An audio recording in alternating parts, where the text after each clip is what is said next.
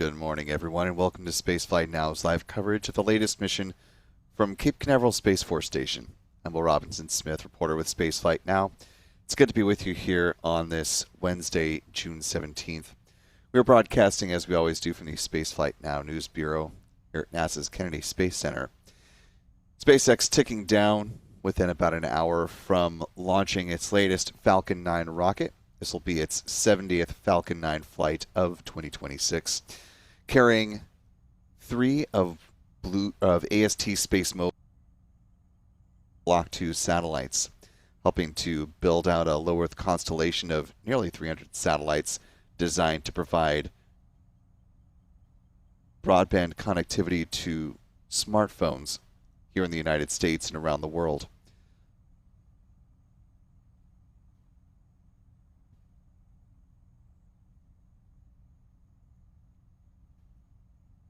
Time now currently T-minus 58 minutes, 52 seconds and counting. We are awaiting the start of fueling for the Falcon 9 rocket, which will begin at around the T-minus 35 minute mark. A few minutes before that, SpaceX will make the call on the start of prop load today.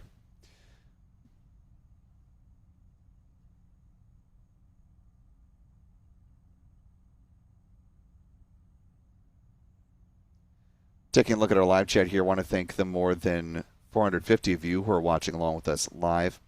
If you haven't already, you could do us a big favor just by clicking the like button and sharing the stream, allowing some more folks to find their way into our live launch coverage. Also want to thank our moderators who are helping us out in the chat space today. Big thanks to Jules, Astro Joe, and Aussie Space Girl for being with us this morning. You can help make the mod's job that much easier just by following our live chat rules. We ask that you please post your message in English so that the mods can respond as appropriate.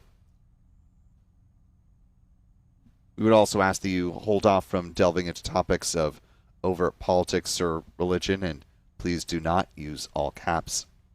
Emojis are perfectly fine. We would just ask that you not use a large block of them so it takes up a big percentage of the live chat space. And last but certainly not least, we would ask that you treat each other with the kindness and respect that you yourself would like to be treated. We'll all get along swimmingly.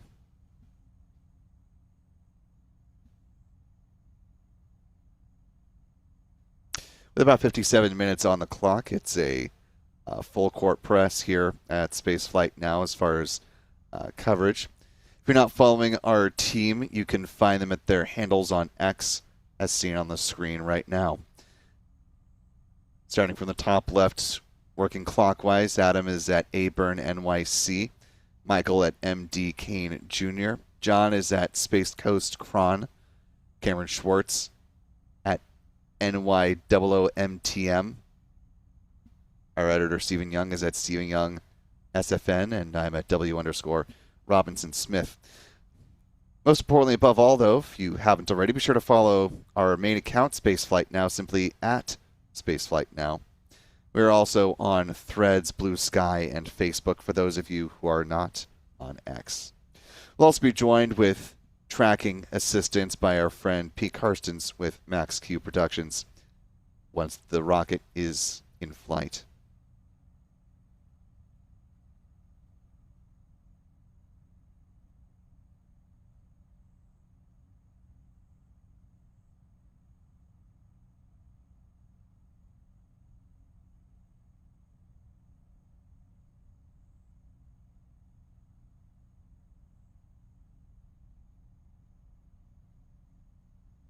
Want to take a beat to thank our wonderful channel member community here on YouTube who help make this and every other live launch opportunity possible. So thanks to folks like Arcboy. Let's see, Angela Cagel's with us this morning. Rocket Lady Elizabeth, Cal Chase, Mandy L. Good morning to you all. Thanks for being here today. Channel membership comes with a number of perks, including discounts at our online shop, which is shop.spaceflightnow.com. Access to our members-only Discord server and access to member-only videos here on YouTube. got a couple of member videos posted for you last week, and at least one coming this week from our recent trip up north. We were able to go to the astrobotic facilities there in Pittsburgh, Pennsylvania. Check out the status of the Griffin 1 lander, the successor to Astrobotic's flight, their first attempt to land on the moon with their Peregrine 1 lander, much smaller by comparison. Actually had the good fortune of seeing both Peregrine and Griffin 1 from a facility that's actually adjacent to the astrobotic facility. It's called the Moonshot Museum, and what's neat about that is it's a public-facing museum, of course, and it's got a large window looking directly into the clean room of astrobotics, so you can see whatever they're working on in real time.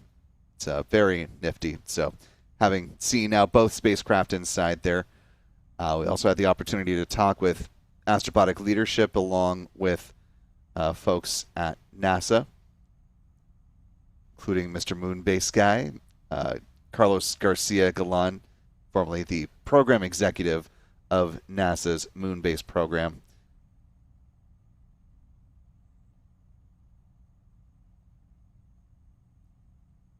And we talked to Astrolab as well, whose Flip rover is the main payload, about 500 kilograms riding aboard the Griffin 1 lander, taking the spot of NASA's Viper rover, which was briefly canceled, then uncanceled and remanifested onto a Blue Origin Blue Moon Mark 1 lander that's set to fly to the moon in late 2027.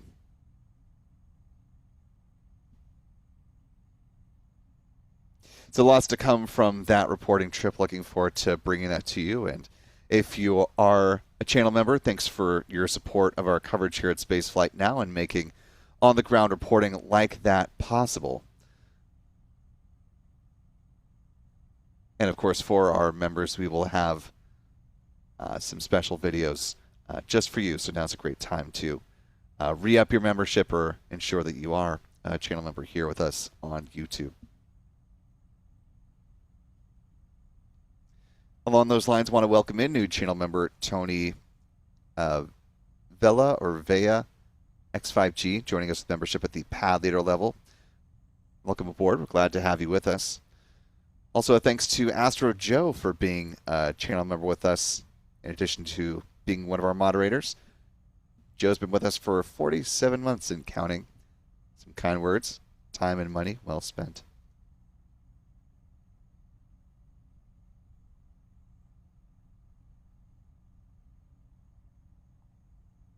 Also want to thank moderator Jeff Hansen for being with us, and M. Teresa. Not sure if I missed them on my original roundup of our mods this morning, but thanks to the both of you for being here.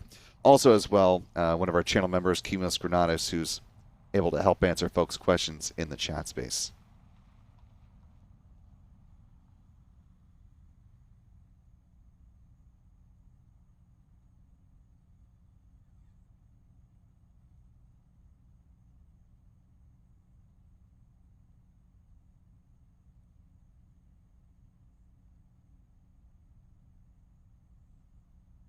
If you happen to be watching live and want to be part of the show, you can use the YouTube Super Chat feature to have your comment or query elevated for possible discussion, assuming, of course, it is appropriate to be read aloud as part of our broadcast. Not only will you be giving us some interesting things to talk about as we cruise on through the count, but you'll also be supporting what we do here at Spaceflight Now, and that, my friends, is always greatly appreciated. Last little housekeeping note, if you are watching this broadcast but not live, but still feel the urge to help chip in and support our independent coverage of the space program, you can scan that handy dandy QR code there in the bottom right hand corner of the screen, or navigate over to our website, spaceflightnow.com/donate, and that'll lead you to the same destination. There, give an overview of the company as well as how we use the support from you, dear viewer, for things as mundane but sadly increasingly more expensive, like improving our data storage. We've recently started to add some additional capabilities in that regard, and that is all thanks to you and your support to help better manage the mountains of archival video that we've got. So big thanks to all of you out there for your support in that regard. Your support also helps with on-the-ground reporting in places like Pittsburgh, Pennsylvania. Of course, we'll be heading back to Houston, Texas in the probably latter part of the summer as we're getting ready to get further acquainted with the members of the SpaceX Crew 13 mission, the next regular crew rotation mission heading to the International Space Station later this year. So we sincerely thank you for your support of our coverage here at Spaceflight Now. 49 minutes on the clock, and a good time for a super chat from Jeff Hansen, who says, "Go Cape, go SpaceX, go Falcon 9, go BlueBird, Godspeed 1077." 1077 is the tail number of the Falcon 9 first stage booster that is flying today. This will be its 29th trip to space and back. We'll talk a little bit more about its flight history later on in the broadcast, but it first began flying back in October of 2022. That was in support of one of those crew rotation missions that I was just referring to. That one happened to be the Crew 5 flight. The first time that a Dragon spacecraft carried a Russian cosmonaut up to the International Space Station. It's part of a seat swap agreement between Roscosmos and NASA. Of course, the next member in that seat swap situation will be NASA's Anil Menon, flying on a Soyuz spacecraft alongside two cosmonauts, launching to the International Space Station next month.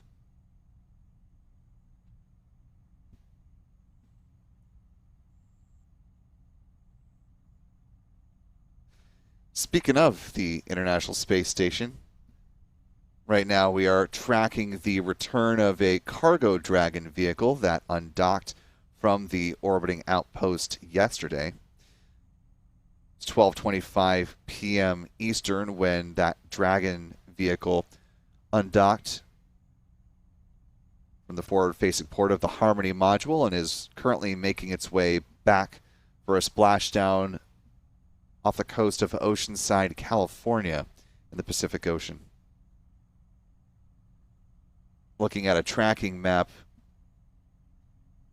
showing the current position of the International Space Station, as well as the Dragon vehicle just off the coast of South America.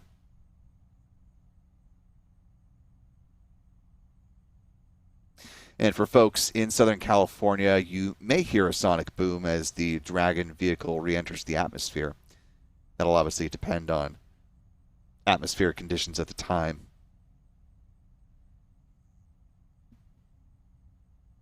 Splashdown is expected at around 5:10 p.m. Pacific. AM Pacific this morning.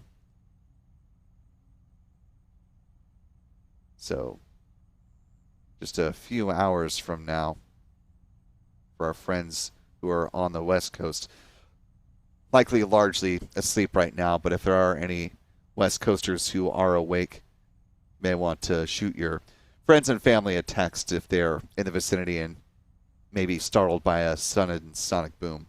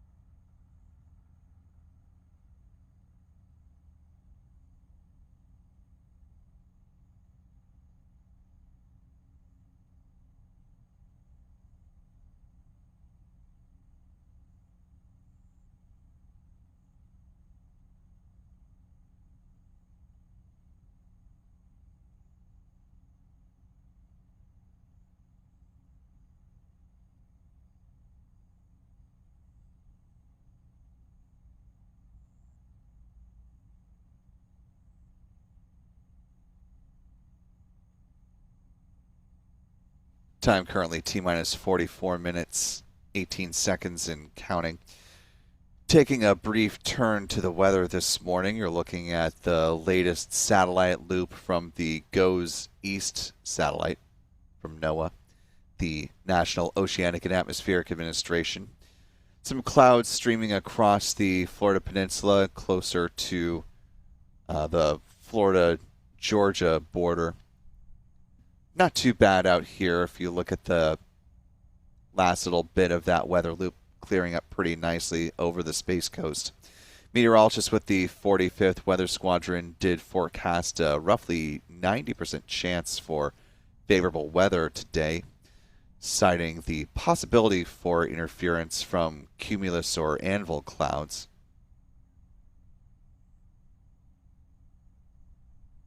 Meteorologists did say that, quote, abundant moisture may support a few lingering cells or anvil tops from previous thunderstorms lingering in the vicinity of the Cape, with a low concern of violating the cumulus cloud rule and anvil cloud rules, end quote. Teams are also monitoring the booster recovery area for this mission. Falcon 9 first stage 1077 is set to land on the drone ship called A Shortfall of Gravitas.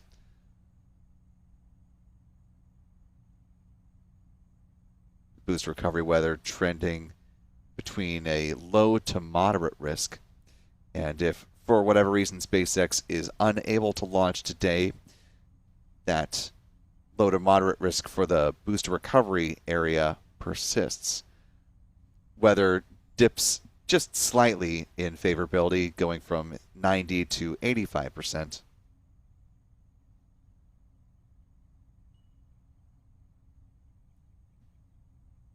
You can see a bit of a breeze here at the press site by looking at the American flag off to the right-hand side of your screen.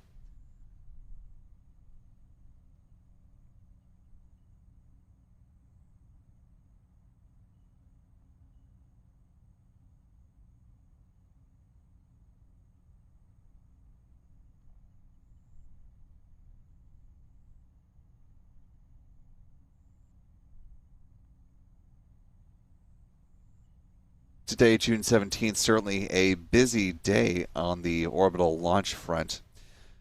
Looking at the calendar day from the UTC timeline of things, got 2 launches that have happened from China, a Long March 12 and a Kuaizhou 11. Got the Falcon 9 coming up here in about 41.5 minutes.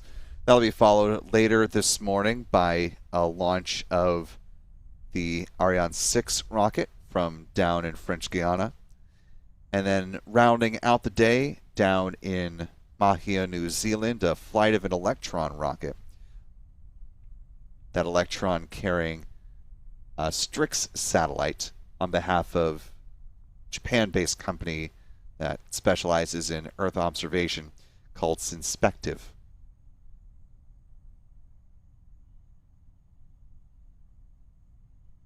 A consistent customer for Rocket Lab and its Electron rockets. This will be the 10th Strix satellite launched on an Electron vehicle.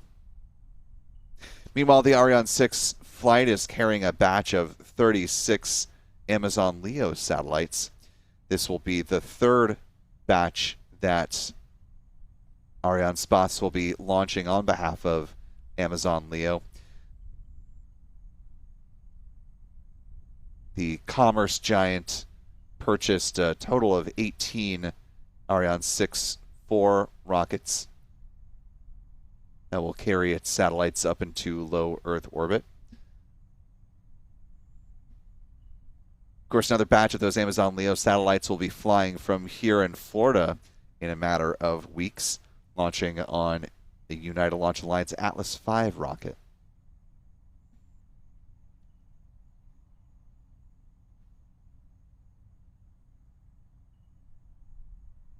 But of course, today we're talking about the BlueBird satellites numbers 8 through 10.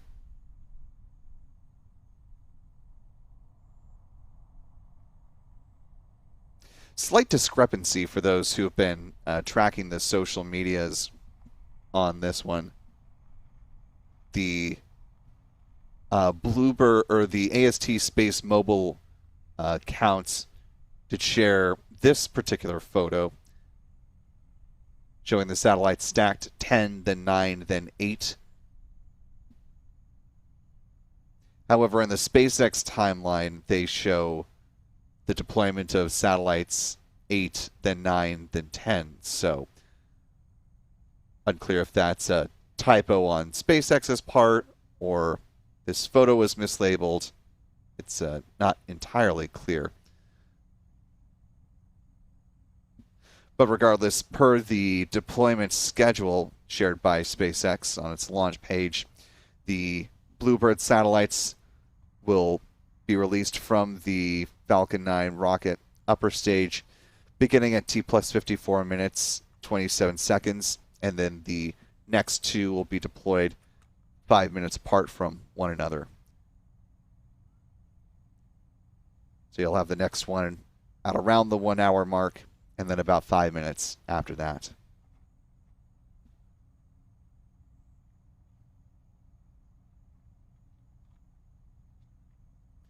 "38 minutes on the clock right now. We are expecting SpaceX to make the call on the start of prop load, assuming everything is progressing as expected.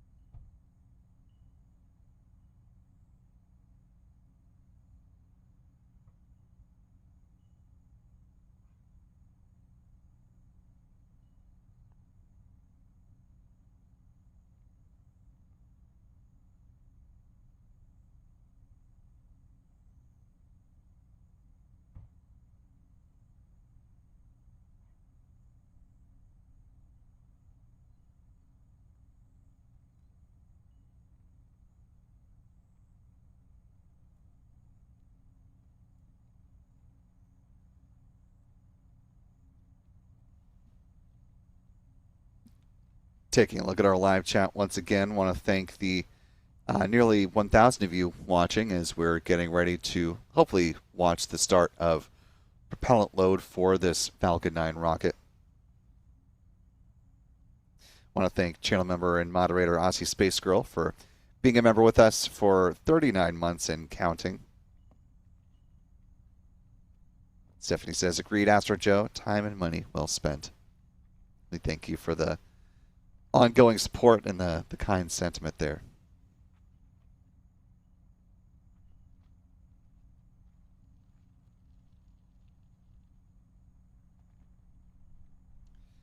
As we're waiting for the start of tanking, as mentioned earlier in the broadcast, the Falcon 9 first stage booster that is flying on today's mission is one of the what we call the Falcon 9 frequent flyers, the most flown of the SpaceX first stage boosters, further cementing its 5th place spot on this list. B-1077 getting ready to break the tie with B-1078, fly for a 29th time.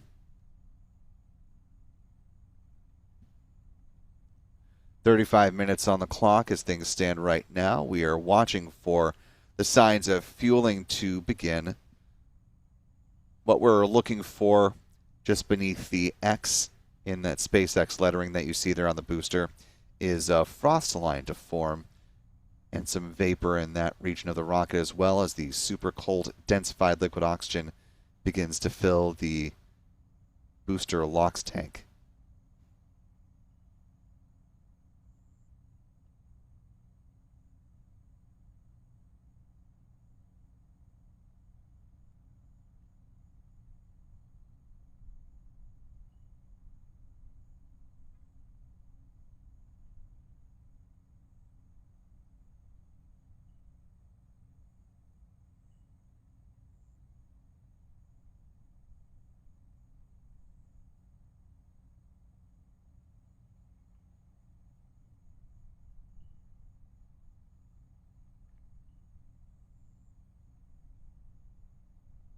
while we wait for those signs of tanking, which should come in the next 1 or 2 minutes, let's briefly touch on the countdown timeline, the milestones that are still out ahead of SpaceX before launching this Falcon 9 rocket.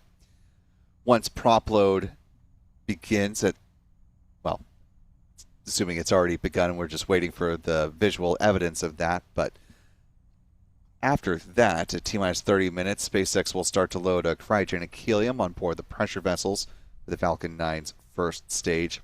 They'll do the same for the second stage a few minutes after that. The helium is important because it's used to pressurize the main propellant tanks during flight.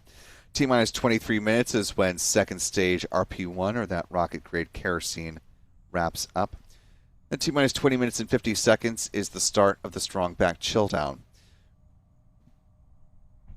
This is when SpaceX is thermally conditioning the feed lines at the pad prior to loading liquid oxygen on board the Falcon 9 rocket's upper stage. We'll see this visually as the big vent beginning at T-minus 20 minutes and 20 seconds here at pad 40. That'll allow the LOX to start flowing on the rocket's upper stage at the 16-minute mark. Taking a moment to pause from the countdown timeline as we are starting to see that frost line forming as we were expecting.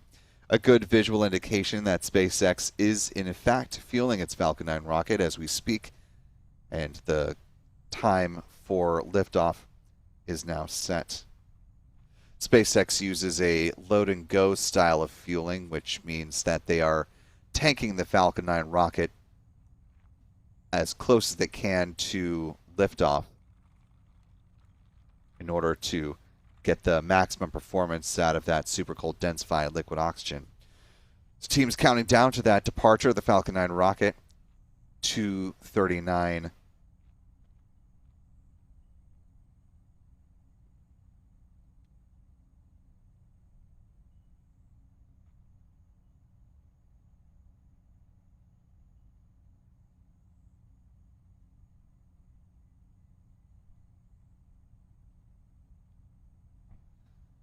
Again, 2:39 a.m. Eastern is our launch time this morning, 06:39 UTC for those around the world.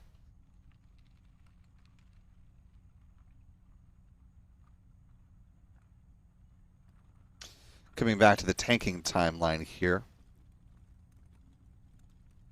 T-minus 7 minutes is the chill down of the 9 Merlin 1D engines at the base of the booster.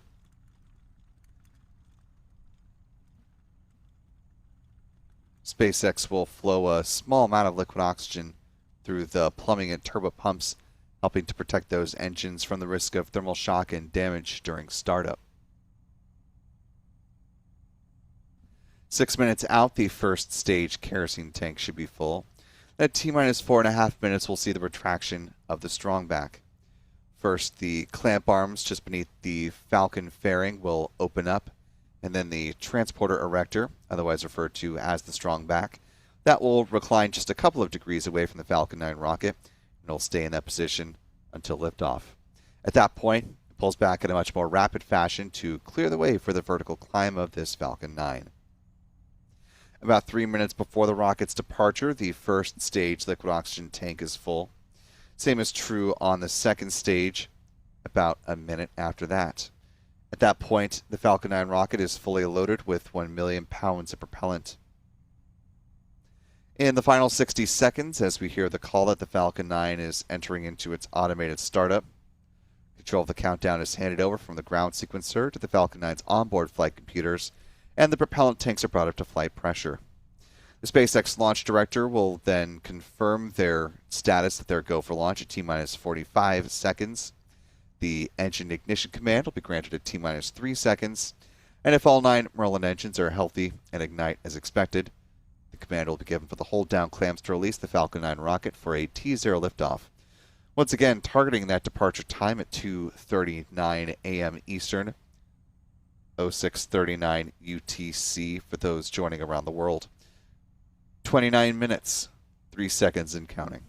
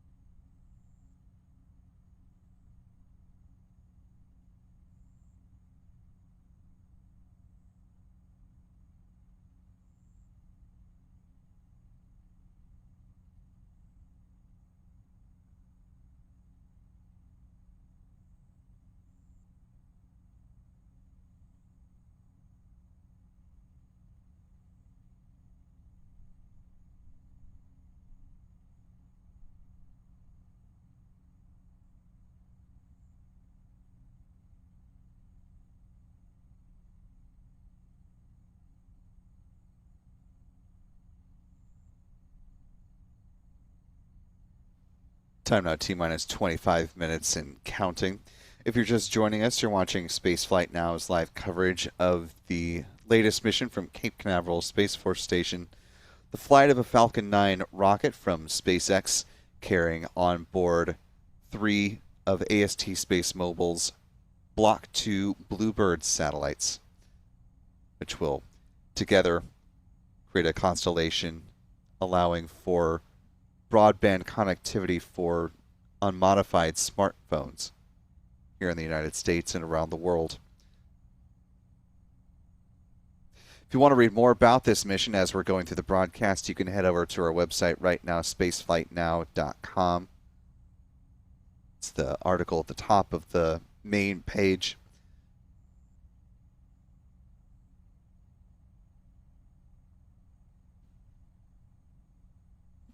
AST SpaceMobile has permission from the Federal Communications Commission, or the FCC, to deploy and utilize 248 satellites in low Earth orbit.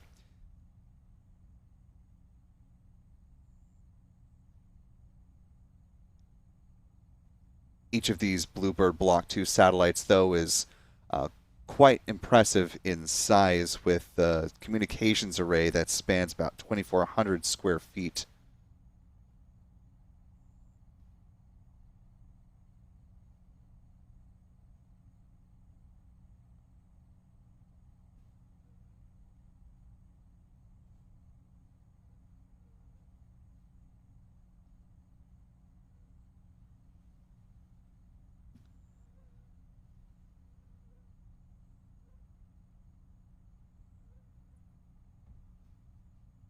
This mission for AST SpaceMobile is the third flight of a Block 2 BlueBird satellite.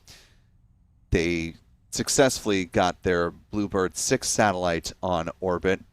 That was from the launch of an Indian LV-M3 rocket back in December of 2025. BlueBird 7 flew aboard a Blue Origin New Glenn rocket. However, an upper stage anomaly prevented that satellite from reaching its intended orbit, and it caused it to re-enter the atmosphere and burn up. So unfortunately was unusable by the company.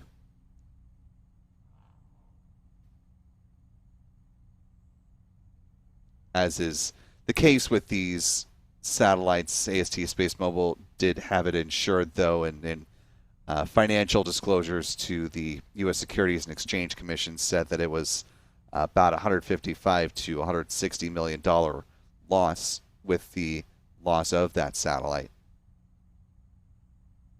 So 3 more about to head up into low Earth orbit this morning.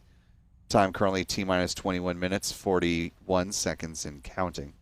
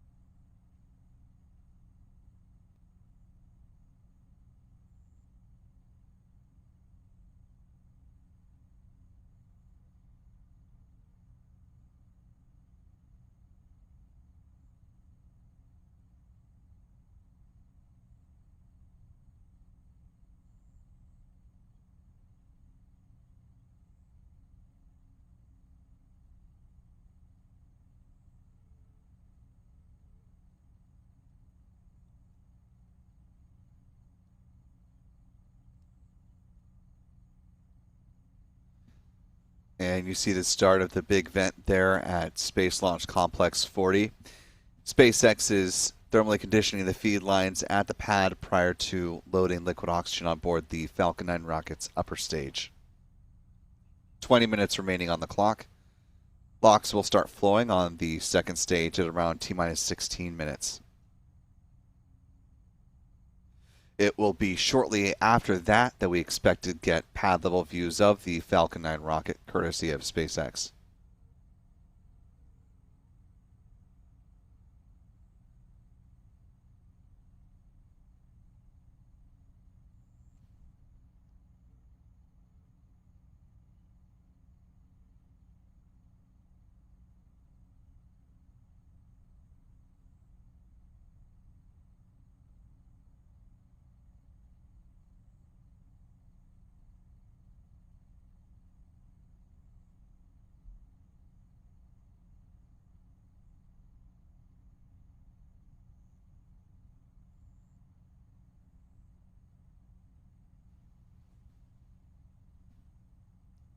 Taking a look at our live chat here, want to thank channel member Cynthia Nielsen for $2 super chat.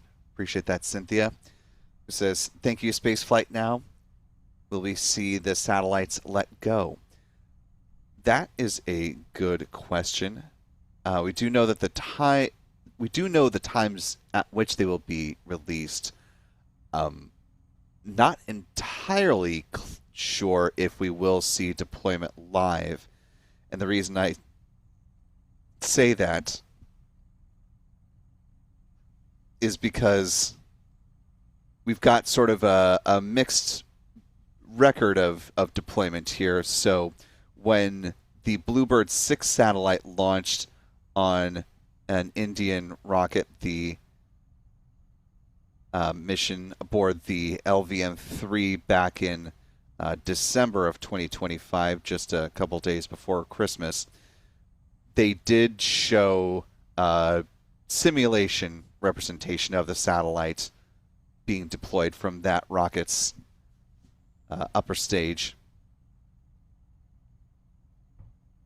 However, that was in when the BlueBird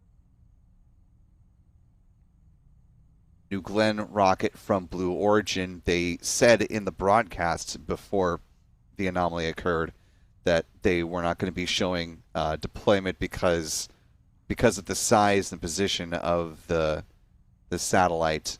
I believe was the reason that they said they weren't showing deployment, that they couldn't get a good camera shot of it, memory serves. So we'll have to see how this plays out. The big vent's going to be wrapping up here in the next 30 seconds, and you can show some more photos of the satellites being encapsulated inside the fairing halves, just to give you a sense of scale of these satellites in comparison to their deployment mechanism, or their adapter that attaches them to the Falcon 9 rocket's second stage.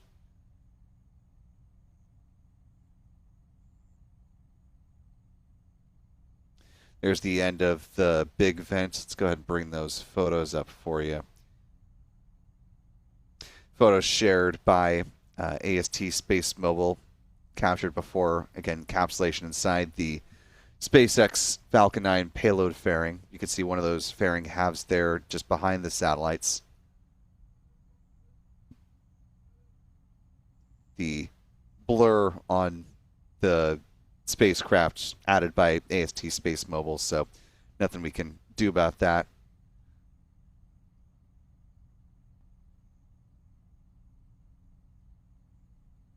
You can see in a few of these photos the sense of scale for these 6-ton satellites stacked one atop the other ahead of encapsulation.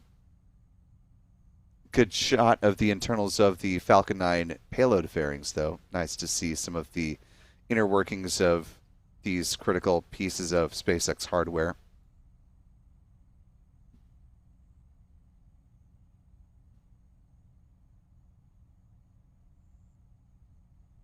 So we'll have to wait and see once the SpaceX broadcast begins. Usually they'll say at some point high up in their commentary whether we will be seeing views of deployment or not. And we've got couple of my colleagues listening in as well to the broadcast, so we've got uh, ears on the audio, and we'll let you know if they make a determination about or make a call about visibility for deployment early on, and we'll of course relay that to you as soon as we have that information in hand.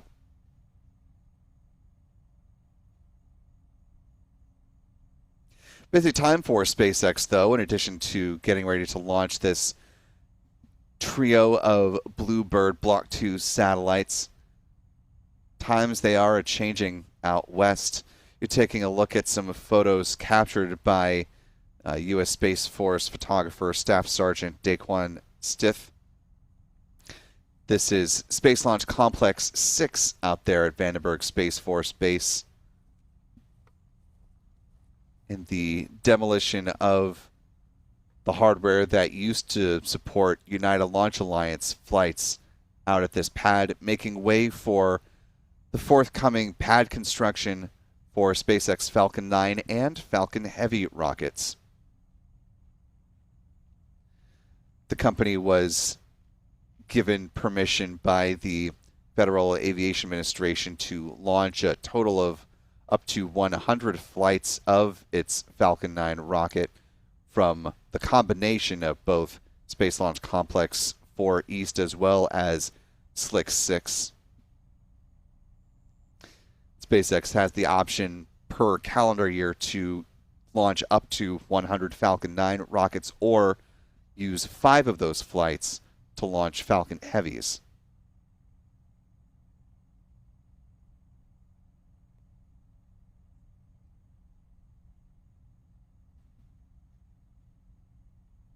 This demolition happening around 11 a.m. Pacific time yesterday morning.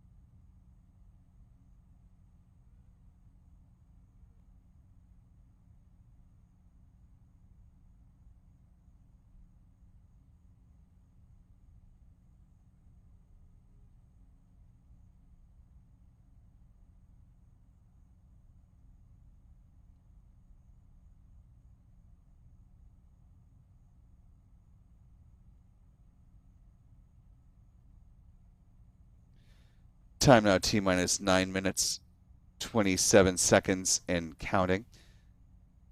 SpaceX says they are not tracking any technical issues on the Falcon 9 rocket, but they are watching the recovery weather. Falcon 9 rocket will be flying on a northeasterly trajectory along the east coast of the United States, with the Falcon first stage booster set to land on the drone ship called A Shortfall of Gravitas.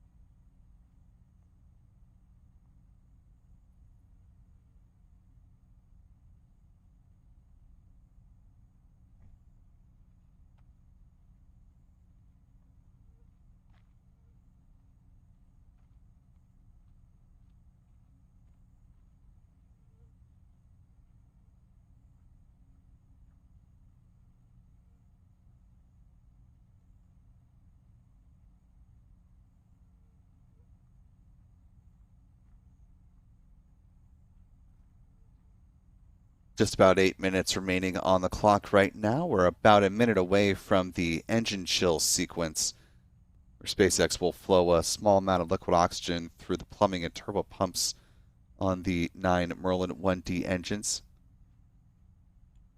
That helps protect them from thermal shock and damage at startup.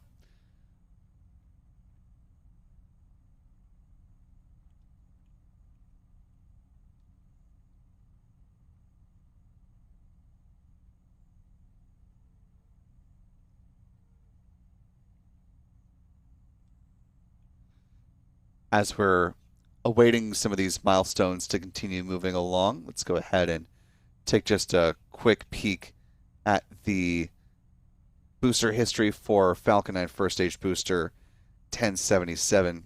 Again, began flying with the Crew 5 mission back in October of 2022, followed by the launch of a GPS satellite, GPS Space Vehicle number 6.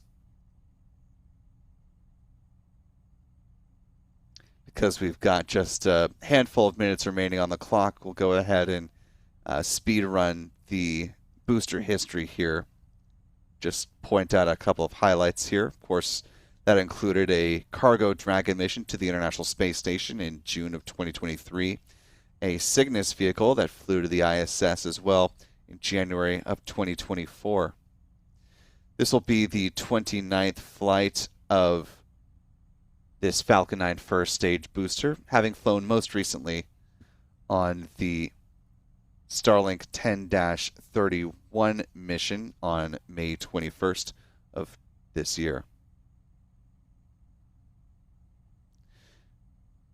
First stage RP1 loading has wrapped up as we approach the 6-minute mark in flight.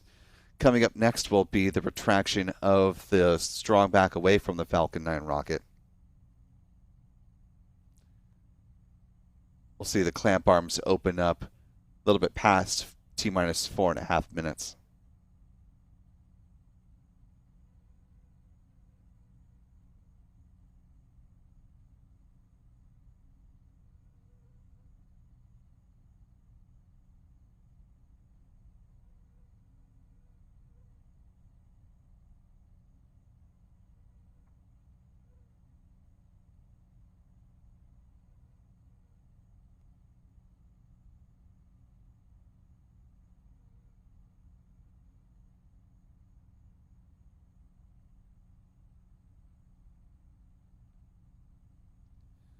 Time T-minus 5 minutes, 6 seconds and counting. Taking a quick peek at our live chat. Want to thank, first of all, the more than 4,000 of you who are watching along with us live today.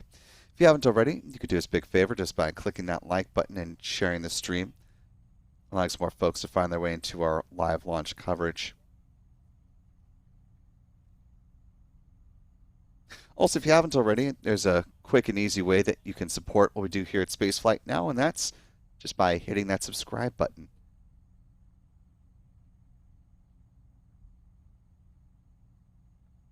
Currently sitting at about 475,000 subscribers right now, and would love to see us get to 500,000 before the end of the summer. Thank you for your support. You're seeing the clamp arms there just starting to open up beneath the fairing halves.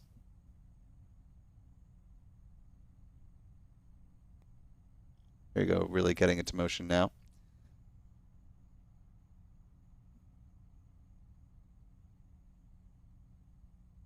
Our thanks to Gregory Lewis for a $10 super chat. Thank you, Gregory. Also, thanks to Bob Daly DA for a very generous $20 super chat. Thank you, Bob. Gregory says, thanks for the launch videos, all the best. And Bob says, I enjoy the coverage from Beaufort, South Carolina. There you can see the reclining of the strongback now. Pulls back just a couple of degrees here at pad 40. We'll stay in that position until liftoff.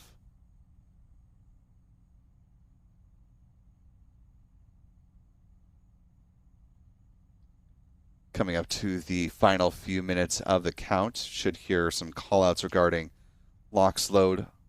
First, starting with the first stage in the next few seconds. And denser propellants mean more performance out of the same tanks. Stage 1, LOX load is complete. Good call on first stage LOX load. Should hear a similar call regarding the second stage liquid oxygen tank at about T-minus 2 minutes.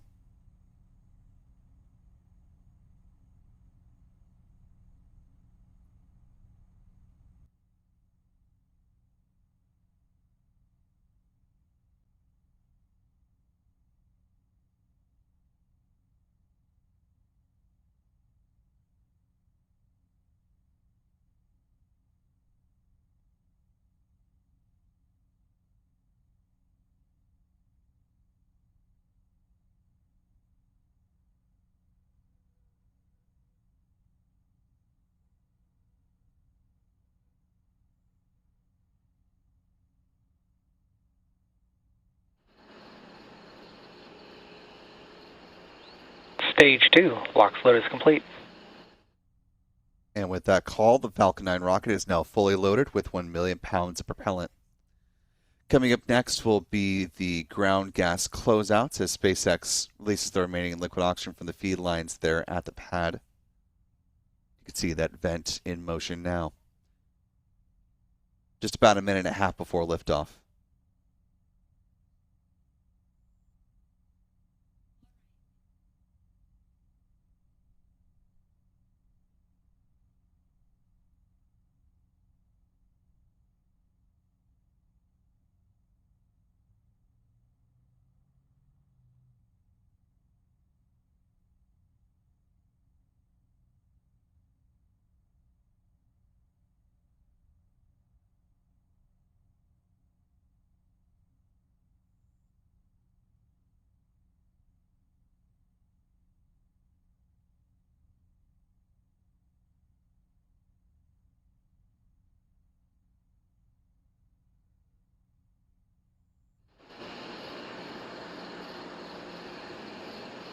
Launch director, go for launch.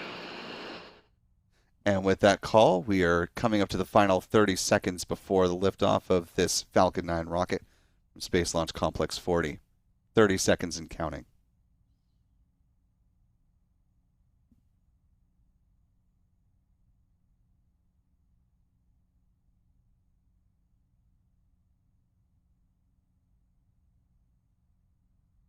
"15 seconds.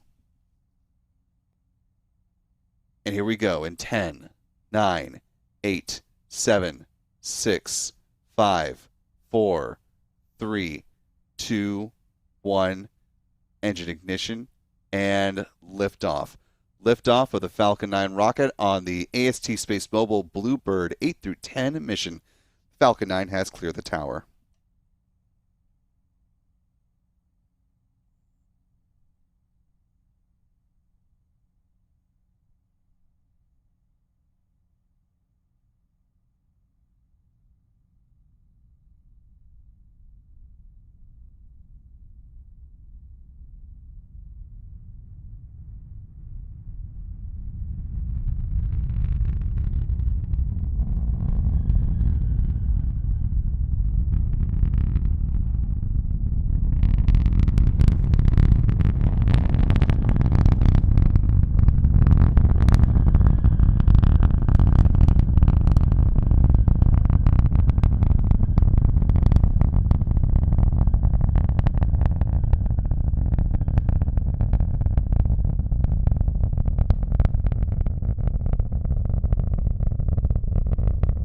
now a little bit more than a minute in flight, coming up to max Q next.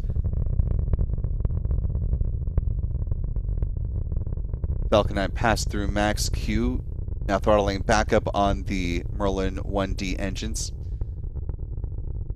Coming up next to MVac chill, the thermal conditioning of the Merlin vacuum engine on the rocket's upper stage.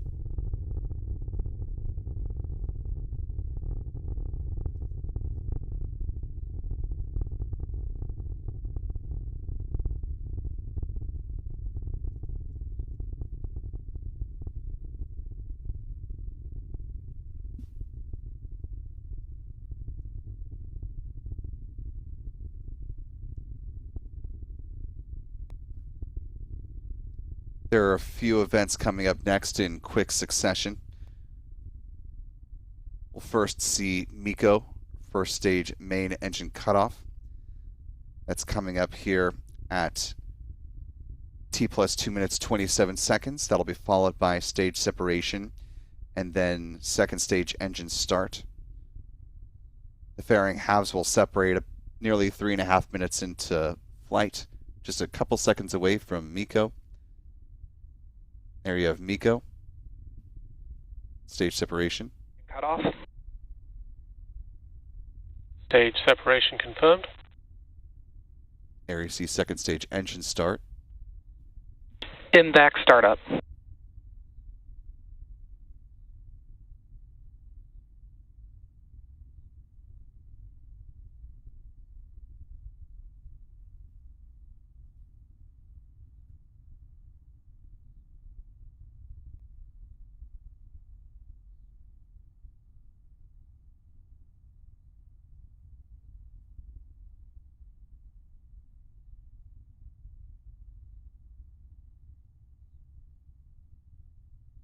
Coming up next will be fairing separation, which will see if we're actually going to be getting views of the BlueBird satellites this morning. There go the fairing halves.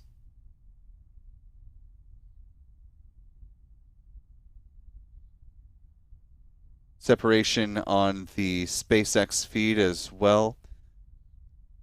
We saw the fairing halves fall past the engine nozzle, but no view of the satellites just yet.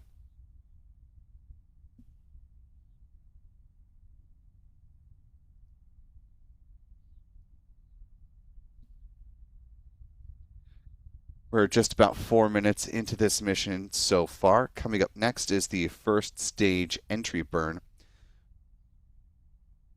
where the three out of the 9 engines on the Falcon first stage booster 1077 will spring back to life to help slow down the first stage booster.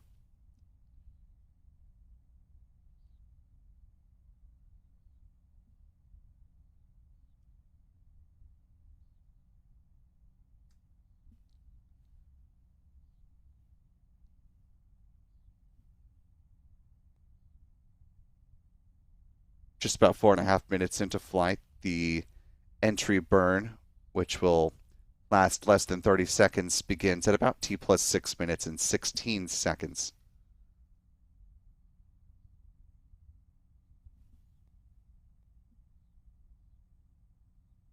The act of the first stage booster flying through its own plume during both the entry and landing burns helps give the Falcon 9 first stage boosters that have been reused their characteristic sooty look, as that residue from the RP1 builds up on the skin of the rocket.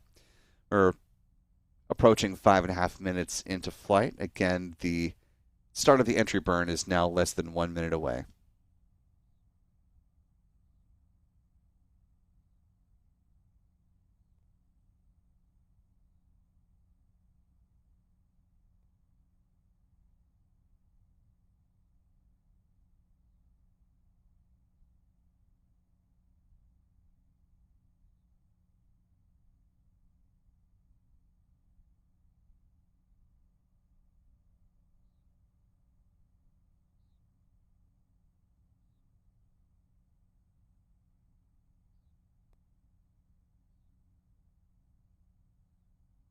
little more than 6 minutes into flight. The entry burn is set to begin now in about 5 seconds.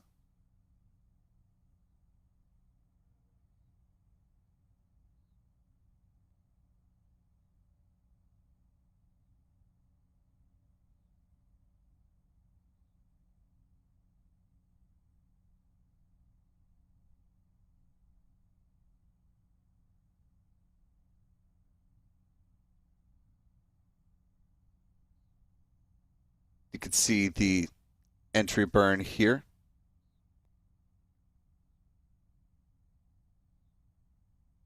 Passing through some cloud.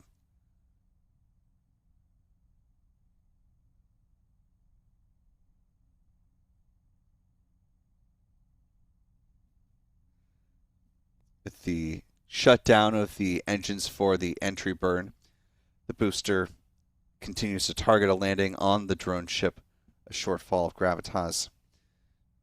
If successful, this will be the 156th landing on this particular drone ship and the 517th drone ship landing for SpaceX.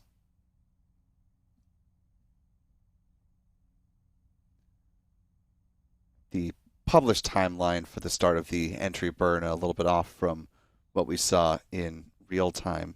So I'll couch the next event that is scheduled is the start of the single engine landing burn at T plus 8 minutes and 2 seconds.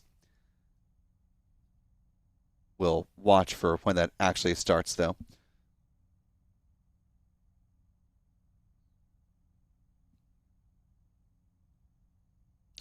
Upper stage now in terminal guidance, approaching the end of its current burn.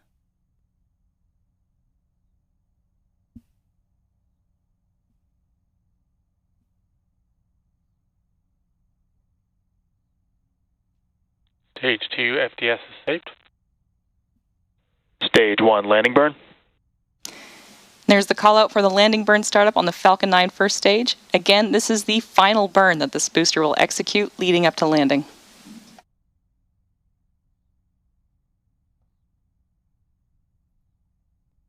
Stage 1 landing leg deploy. MVAC shutdown. Stage 1 landing confirmed. As you saw in her First stage booster successfully landed. There was also a call for nominal orbit insertion.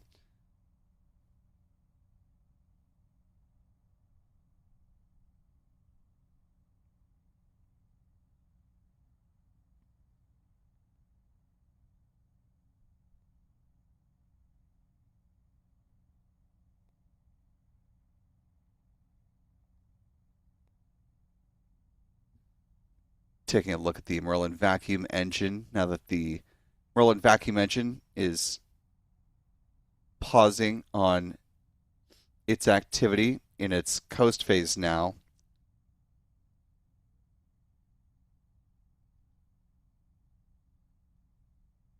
SpaceX noting they're pausing from their own commentary, which suggests that we will see deployment live of the BlueBird satellites, though we've yet to see a view of them on this mission so far. Hopefully that will change as the coast phase continues. There will be one more burn of the upper stage engine coming up at about T plus 46 minutes post liftoff. That'll be just a brief 6-second burn to help circularize the orbit for the rocket's upper stage before the deployment sequence gets underway, with the first satellite set to be released at about 54.5 minutes after liftoff. That'll be followed 5 minutes later by satellite number 2, and then satellite number 3, roughly 1 hour, 5 minutes after liftoff today. So don't go anywhere. Still lots to come up with this mission for AST SpaceMobile, including our roundup of the various launch views with which we captured this liftoff, and we've got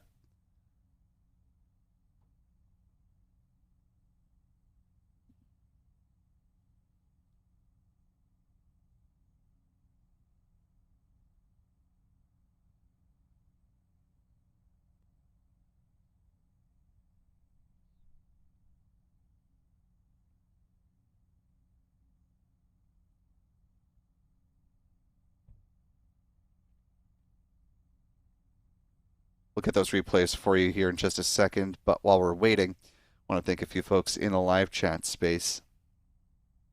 Our thanks to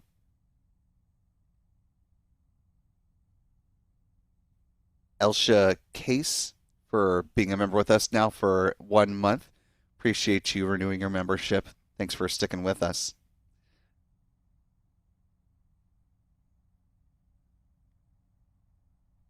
Also thanks to Una Tasty for a $10 super chat. Appreciate the support. Also thanks to Turkey for a super chat as well, and to Rocket Lady Elizabeth for a $10 super chat, one of our channel members. Good to see you this morning, Elizabeth. Hope you're doing well.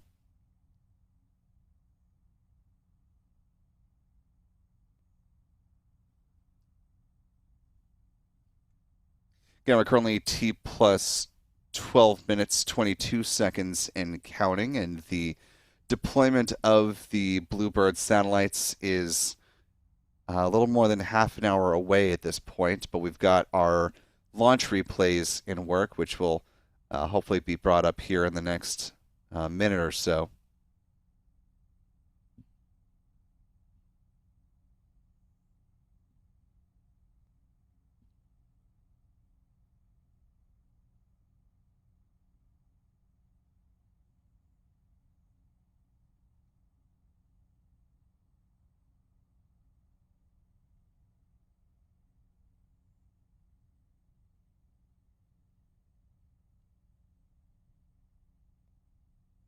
And we'll start the replays with the fixed view from the press site as shot by our Adam Bernstein.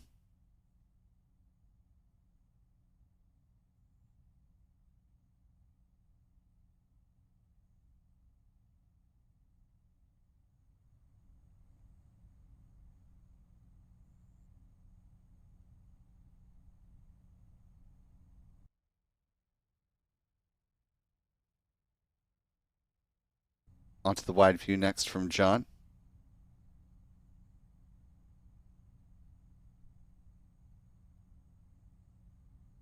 Or from Adam, sorry.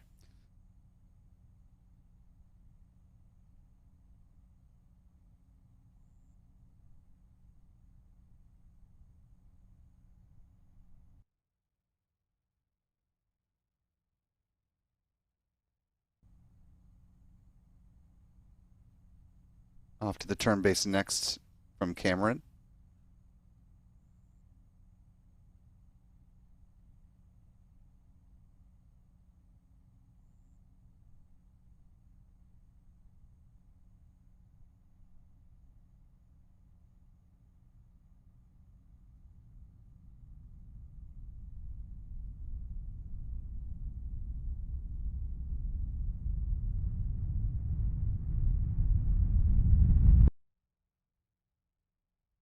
Next to the South Tracker from Pete Carstens, Max Q Productions.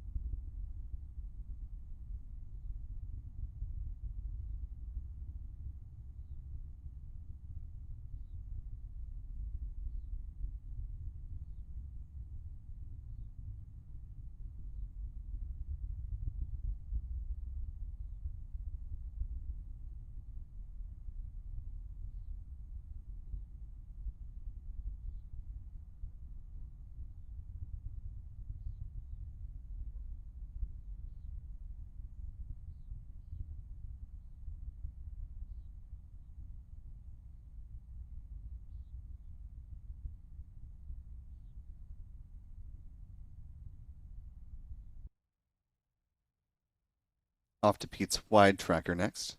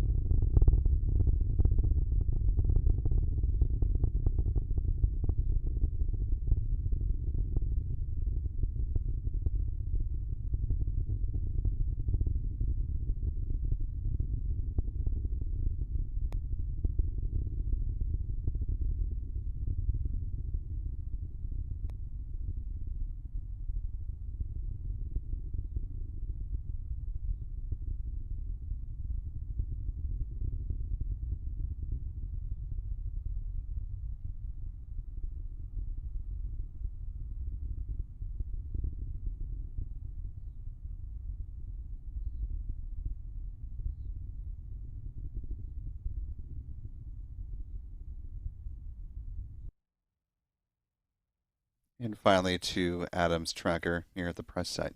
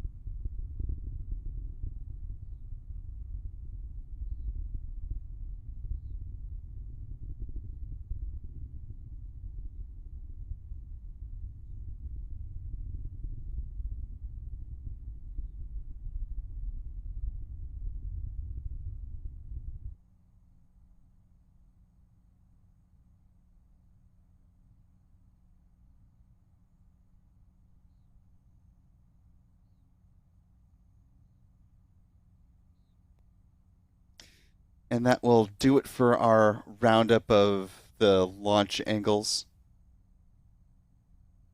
from which we captured the launch of the Falcon 9 rocket.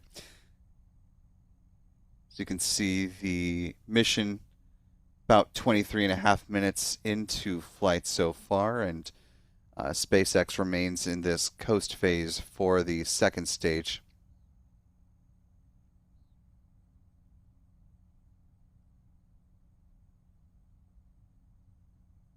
Coming up next for the mission is around T plus 46 minutes into flight. So just a little more than 23 minutes from now is when we should see that Merlin vacuum engine spring back to life for a brief, roughly 6-second burn, which will help to circularize the orbit and allow for the BlueBird satellites to start being deployed beginning at T plus 54 and a half minutes, thereabouts.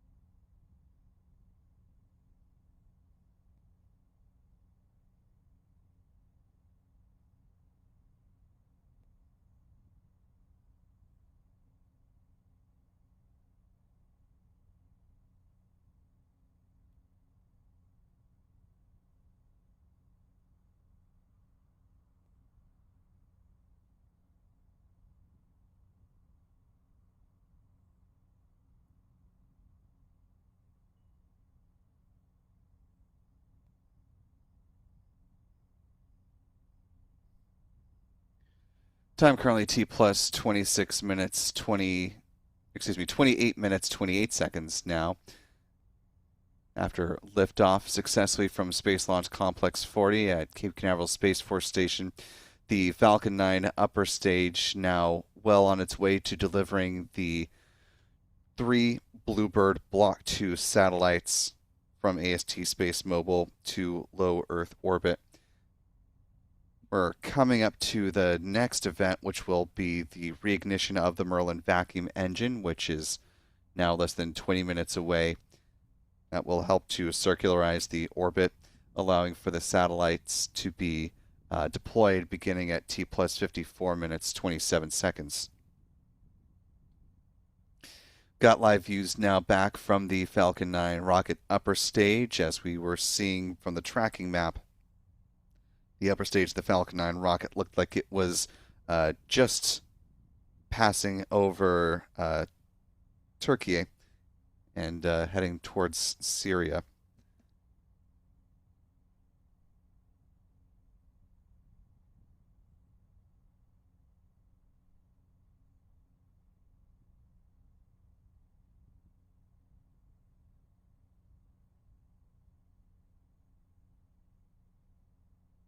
The strong back is now in the upright position as part of SpaceX's process of turning around this launch complex as quickly as possible. Not quite as fast of a cadence here on the East Coast, since SpaceX shifted one of its drone ships, called Just Read the Instructions, from a Falcon support vessel to a Starship support vehicle. So about 4-ish day turnaround for the pad here these days, but still quite a quick cadence compared to other launch vehicles around the world.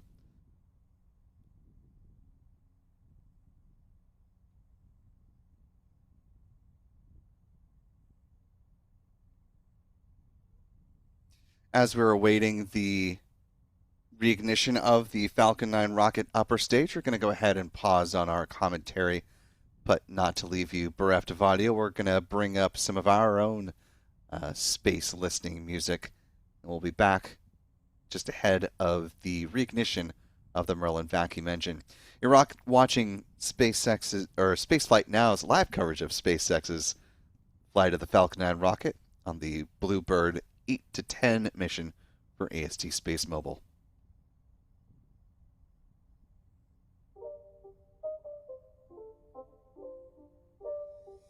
It's not a game, it's a rich thing.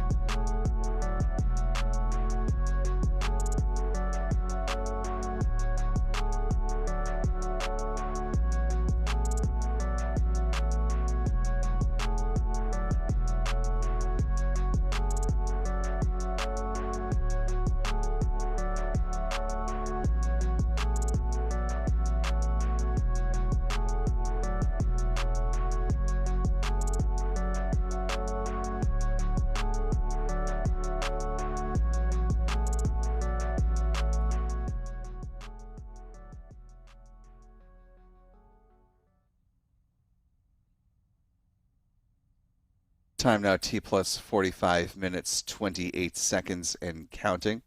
We've been watching the MVAC chill of the Merlin vacuum engine. SpaceX is preparing to reignite this engine for about 6 seconds.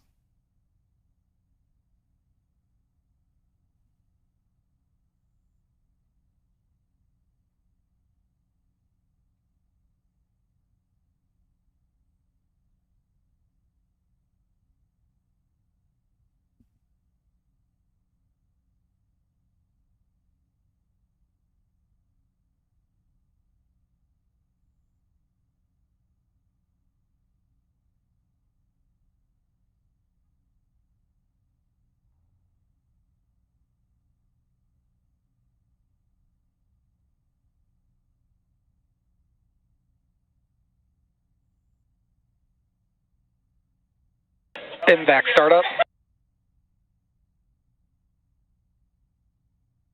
And there's confirmation of the second MVAC burn. This burn will MVAC last shutdown. just 6 seconds. And there was confirmation of MVAC shutdown.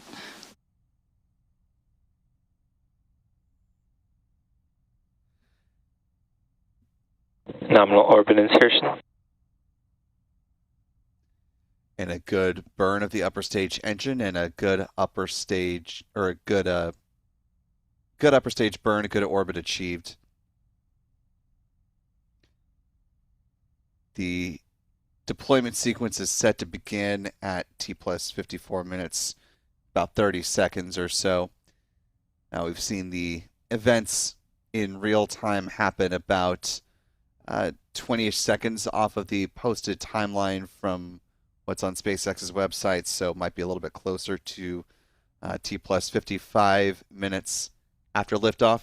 We've still yet to see an actual view of the BlueBird satellites themselves, so hopefully that will change when we get to deployment. It may just be that the payload adapter is too large to actually be able to show off the satellites in their current configuration, but once they start to deploy, they'll drift far enough away from the rocket's upper stage that they will be visible. Again, we're less than 10 minutes away from the start of that deployment sequence, which should begin at roughly somewhere between 54.5 to 55 minutes into this flight.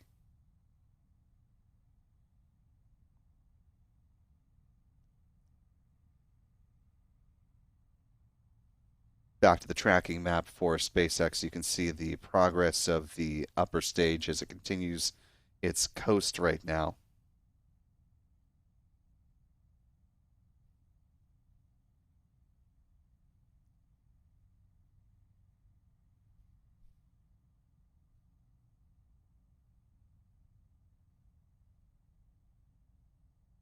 Upper stage out over the Indian Ocean, well to the west of Australia.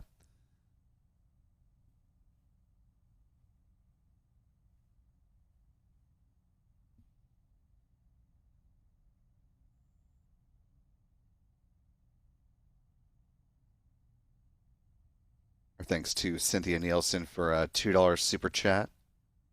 Appreciate the support this morning.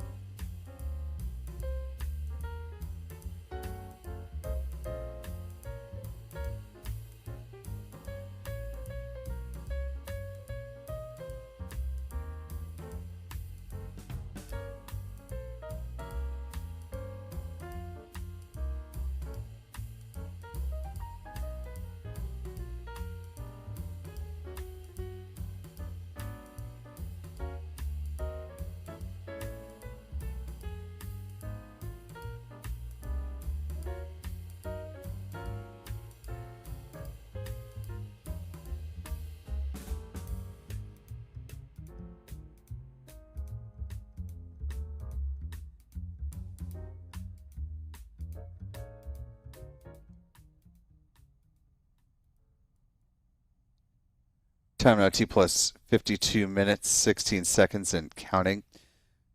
SpaceX is coming up to the start of the deployment sequence for the BlueBird satellites.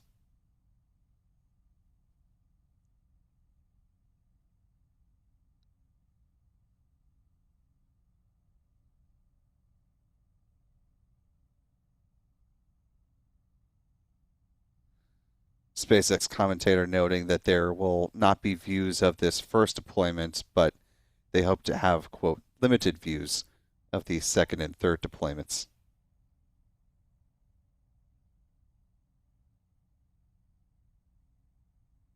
Let's go ahead and listen in for those callouts.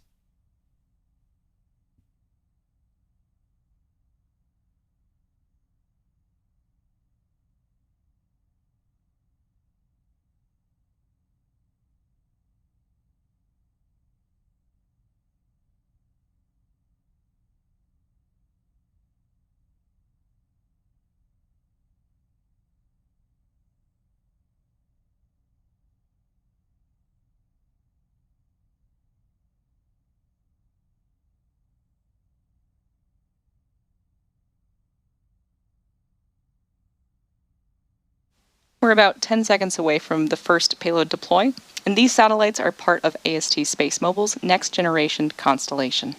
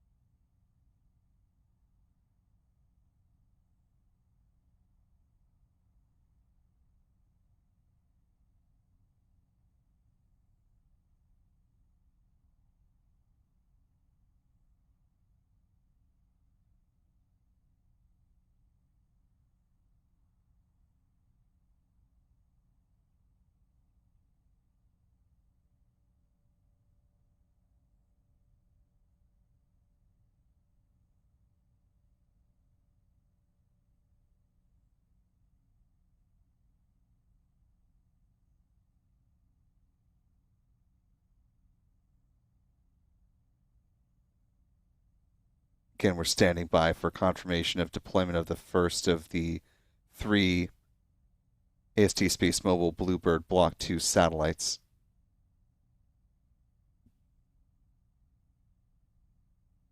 Per the SpaceX timeline and the on-screen graphics, that deployment should have already happened, but... So we should have confirmation of payload deploy when we go over our next ground station, so we'll update you as we get info. But the second satellite deployment is coming up at T plus 59 minutes, so we'll take another short break and we'll see you back here in about 3.5 minutes.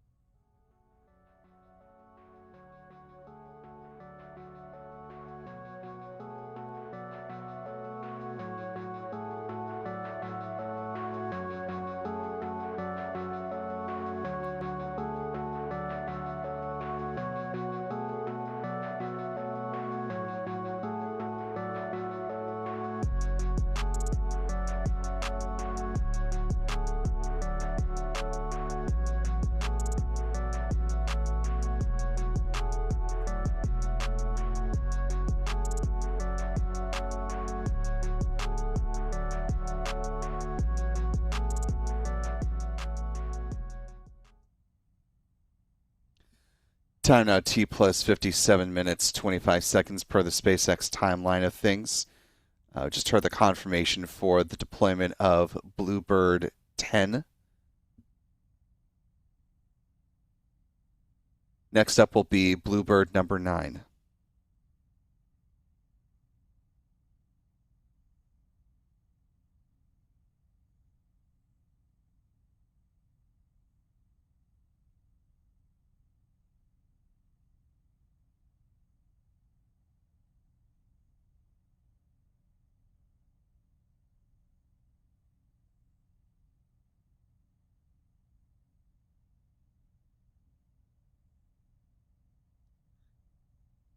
And the deployment of satellite number 9 is coming up next. Let's go ahead and listen for those callouts.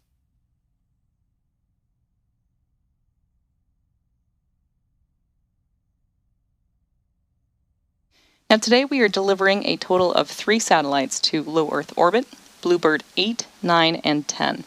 And SpaceX previously launched AST's first 5 commercial satellites, BlueBird 1 through 5, in September of 2024. And we're expecting the next payload deploy in about 15 seconds from now.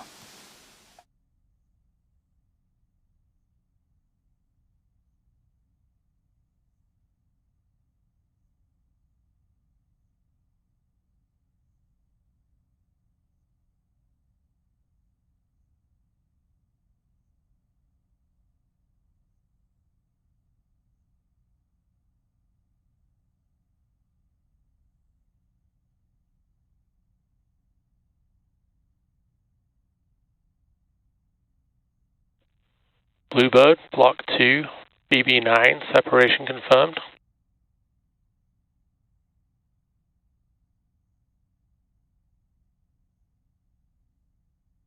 And here's our first views of the payload adapter. And with confirmation of the second deployment, that leaves us with one final payload deployment to close out today's mission. And that's coming up at T plus 1 hour and 4 minutes. So we'll take another short break and we'll see you back here in about 4 minutes.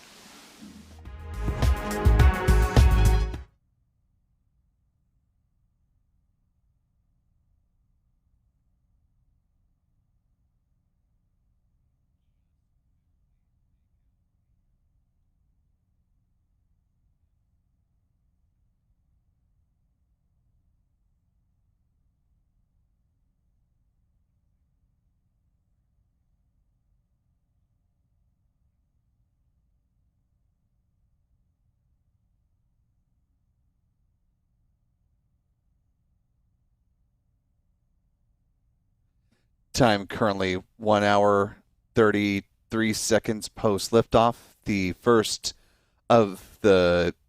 2 out of 3 BlueBird satellites have deployed. As we saw very briefly, the payload adapter is quite hefty for this mission, given that it's supporting 3 6-ton satellites.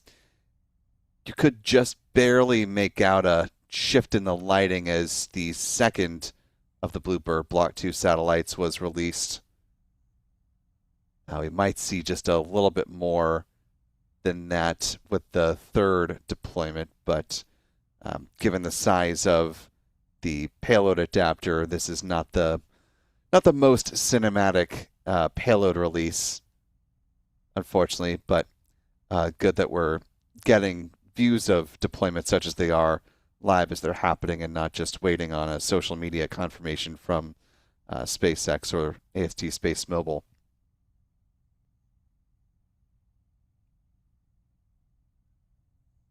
Oh, and there you can see the satellite there just off the edge of the adapter.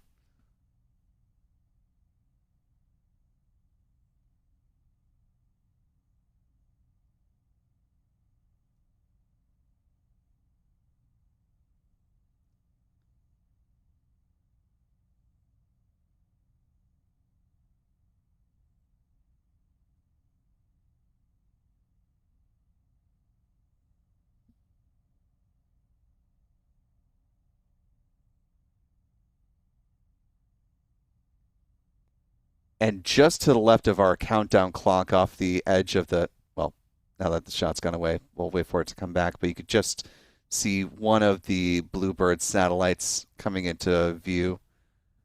Not sure if that was BlueBird 10 or 9, but there's another good view of that.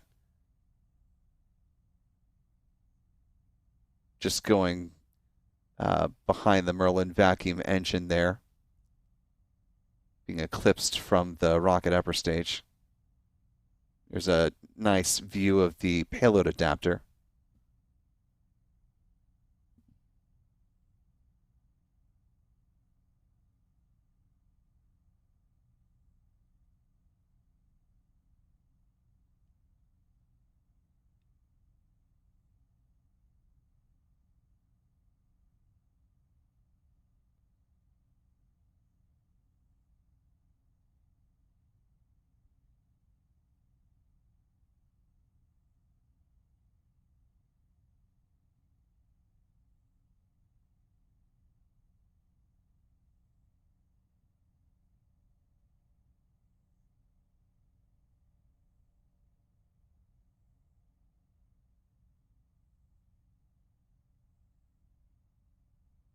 And we're getting ready for the final deployment of the BlueBird number 8 satellite. Let's go ahead and listen in.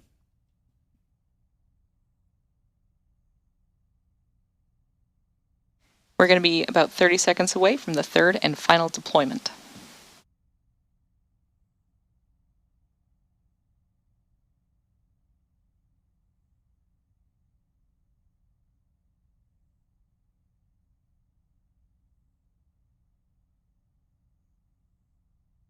And if you're just joining us, this is the live coverage of the BlueBird 8 to 10 mission for AST SpaceMobile.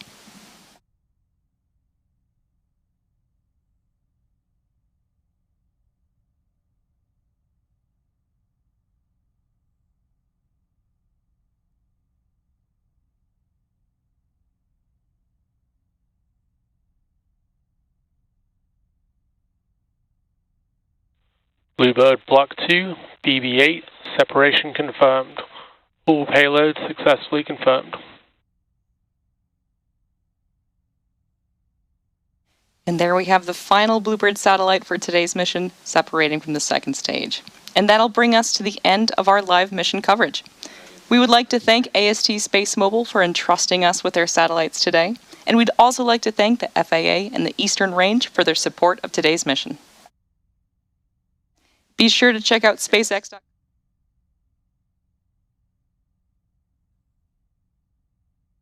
And a successful deployment of the third and final of the BlueBird satellites on a SpaceX Falcon 9 rocket. I'll look back at the pad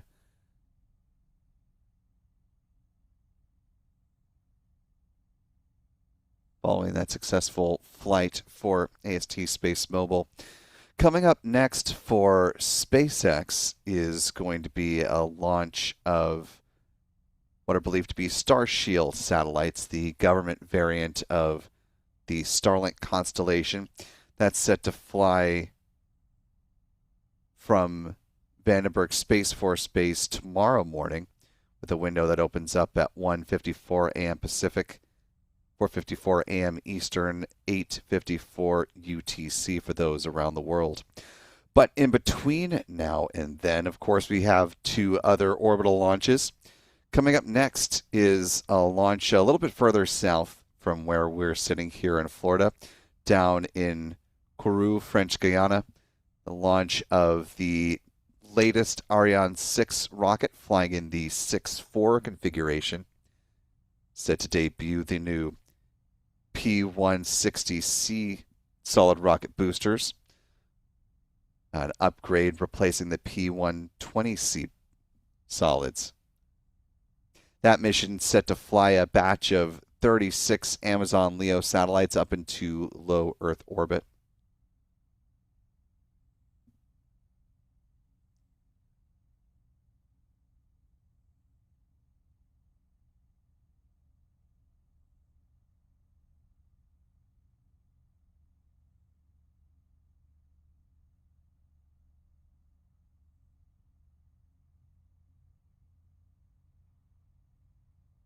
we'll be having our live broadcast for the Ariane 6 launch later this morning. So we hope you're able to join us for that live launch coverage. And that'll go ahead and do it for us on this mission, the AST SpaceMobile BlueBird 8 to 10 flight, now successfully in the books. Before we go ahead and wrap it up, let's go ahead and take a look at the mission stats on this particular flight as things currently stand. This was the 29th flight of the Falcon 9 first stage booster, tail number 1077. SpaceX's 652nd Falcon 9 launch to date. This was the 70th of the year so far, and the 71st orbital launch for the company within the calendar year 2026, including one Falcon Heavy rocket. This was SpaceX's 587th Falcon booster reflight, with a launch of a booster that has flown at least once. This was SpaceX's 162nd orbital launch within the last 365 days. The 332nd orbital launch from Pad 40 as well. This is the 387th overall orbital launch from this site. Moving on to the bar chart version of things. Here's a look at the Falcon family of rockets. On to some recovery stats now. This was the 156th landing of a booster successfully on the drone ship called A Shortfall of Gravitas. That marked the 517th SpaceX drone ship landing, the 625th booster landing for SpaceX, and the 627th overall landing of an orbital class rocket. Finally, with some industry stats, this was the 41st orbital flight from Florida this year, the 79th from U.S. soil, the 86th from a U.S. rocket company, and the 143rd orbital launch attempt around the world. There have been 6 failures so far this year. Here's a look at the updated bar chart and a look at our orbital pie chart as things currently stand. Notching up that European number there by one more following a good launch of the Ariane 6 rocket coming up in a few hours.